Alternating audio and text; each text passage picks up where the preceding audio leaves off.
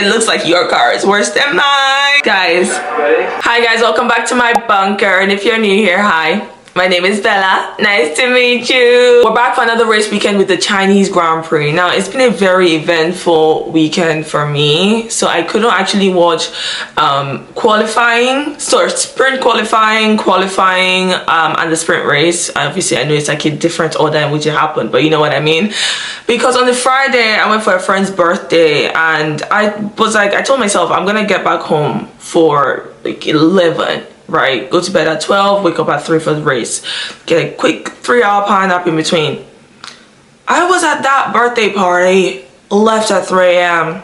Clearly I wanted to indulge in some laughs and some good times and some good vibes. I wasn't sure my night was going to end on a high. Given my team, I love my team, but I wasn't sure. But then I saw that Lewis finished P3, Charles P2, and then George P1. Not mad at it, not mad at it. I think Lewis's tire gave out towards the end of the sprint race. I want to say it might have been because of his battle with George. Again, I didn't watch the sprint race, but that's going to be my assumption because I watched the highlights.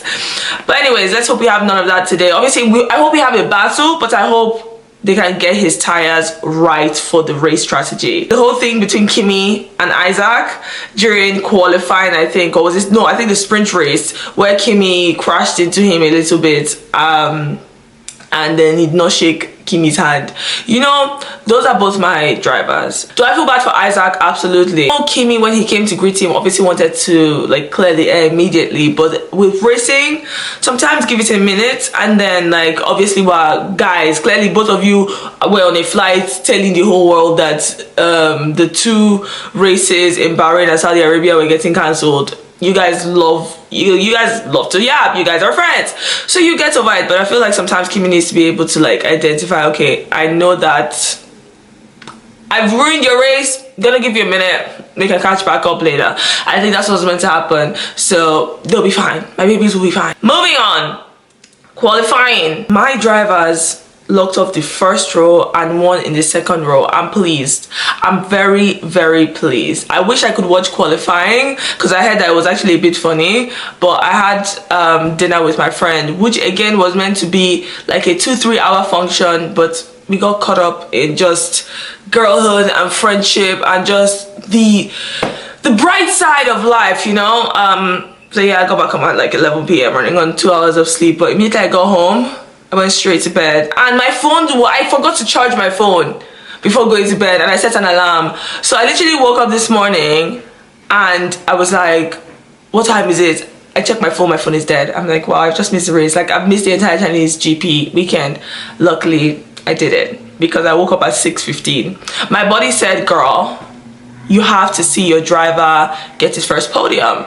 And, you know, I would be super excited for Lewis starting in P3, you know, obviously will I want P1? Yes, but like I'm happy with P3. But at the same time, after what happened at the Mexican GP last year, I'm trying not to get my hopes up, because as much as the car looks competitive, Lewis looks competitive, we still have to be sure that Ferrari can deliver with their strategy. And clearly they're doing something right given the weekend that we've had so far.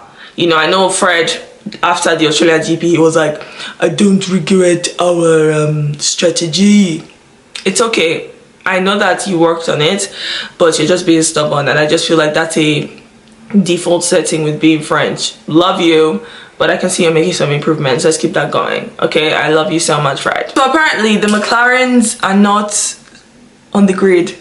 They're in the garage because there's a problem with their car and they might not actually start the race. I'm so sorry, Oscar. The McLarens are having a shit show so far this year. It's like, how can you go from having such a strong year to just... I know this typically happens every once in a while with teams, you know, after they win a championship, but this is ridiculous. I saw a tweet that said, now the Norris really is going to be racing with the #1 on his car starting from P7. Right. McLaren, please, you have one of my drivers, so like I don't like the state of your team right now. I want us to do better. Alex Albon and Gabi are both out of the race. We've got the start procedure. Come on. The head of the drivers is the... Come on, Lewis! Lewis is already up to... Both Ferraris are up to P1 and P2. Lewis has gone up to P1.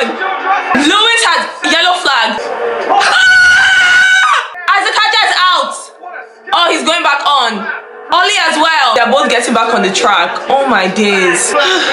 Sorry, I'm getting a headache. What? Where's George? George is down to 4th. Yeah, Kimi is on Lewis's ass. That overtake was too easy. Oscar is out of the race. 4 cars are already out. Norris, Piastri, Albon and Bortoleto. They didn't even start the race. I don't know how I feel about the new regulations. Obviously I love it in sense of like you get more battles, but it's like once somebody does not have overtake or once somebody does not have boost, they are basically sitting ducks, and I don't know how I feel about that. I want more of a fight, like not just like any fight, like a good fucking fight.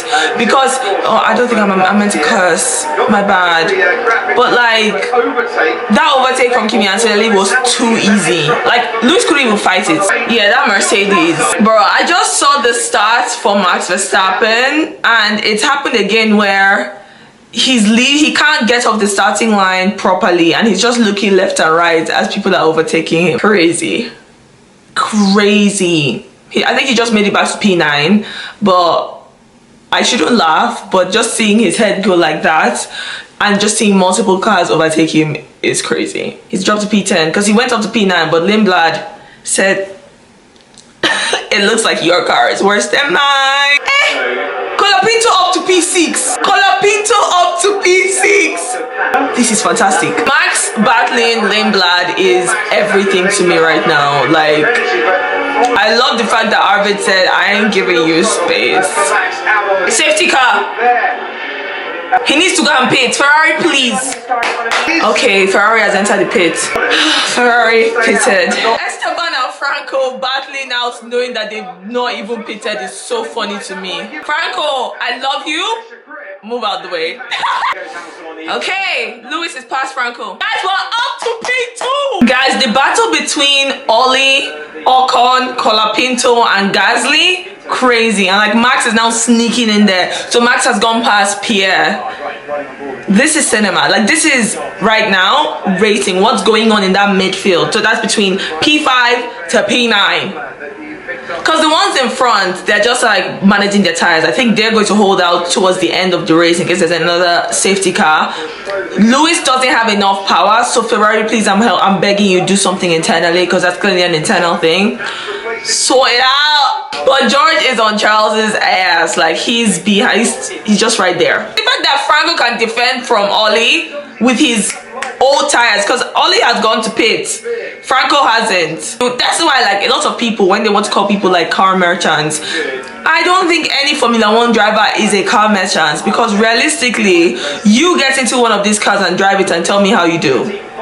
Please let me know if your neck will snap in half, and then we can have a conversation. Like, I just feel like obviously it's like sports, and everybody finds like a way to shit on other drivers that they don't like, but realistically I don't think any Formula 1 driver is a car merchant, because if anything, you need to be able to drive the car to win a Grand Prix, to win a championship.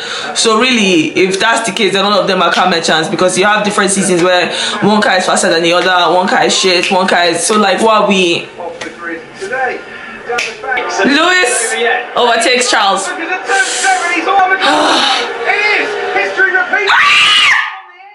Sorry, the battle between Charles and Lewis has me on edge. George is up to P3, Lewis is down to P4. Franco and Esteban have just crashed into each other. Lewis up to P3. But like, Charles is probably going to overtake, because Lewis keeps saying he has no power. And the only reason why he was able to overtake was because Charles locked up. Lewis, I need you to keep that Monegasque at bay, please. These Ferraris are giving me heart palpitations. And you have Charles just giggling like, the battle is actually quite fun. Can you guys behave? Don't take each other out. Obviously I want Lewis to keep P3, but like, don't take each other out, please. It is a fun battle to watch. Like, it literally, I feel like I'm on a roller coaster, because my heart literally is like, I've lost hope, I've gained hope, I've lost hope, I've gained hope. Like, bro, just over 10 laps left. God, I'm begging you. Sorry for yelling at you on Sunday, I'm sorry, but please.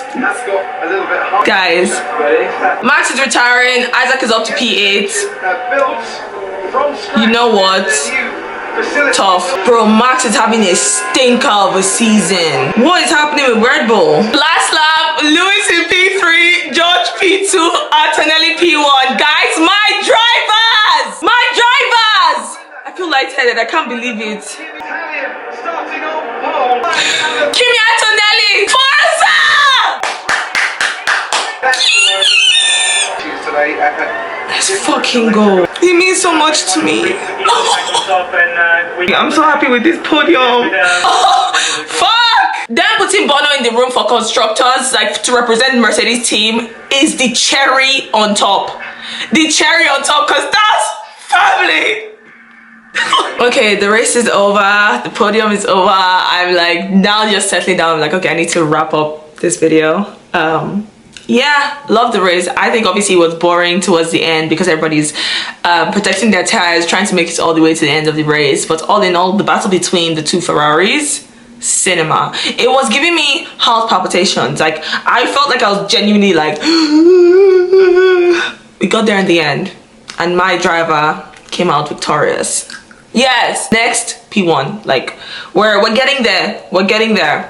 That Mercedes engine might delay that, but we will get there eventually. And like I said earlier in the video, I just feel like these new regulations, a lot of teams, a lot of drivers are struggling with it. I think we had what, 7 DNFs or DNFs and DNS with this race, and it's only the second race of the season. I wonder how teams are going to adapt over the next coming races and next coming months, but this is going to be interesting. Guys, I'm so happy. I think this race weekend has set me up beautifully for the rest of the week. Like my week has no other choice but to go well, and I thank God, and I thank my drivers, and I thank my teams. Guys, I don't even like I can't see it clearly right now because of how excited I am and all the screaming I've done and crying.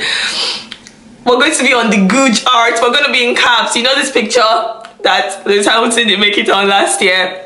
We're going to be on it. Let me know what you thought of the race. Let me know what you thought of all the different DNFs, DNSs, collisions, overtakes. Let me know how you feel about these new regulations in the comments. Most importantly, don't forget to subscribe. Subscribe is just there. Just press it. Just like subscribe. And I'll see you next race weekend. Can you feel that? We're done here. Move out of the way, I'm gonna run you over. Bye, kid.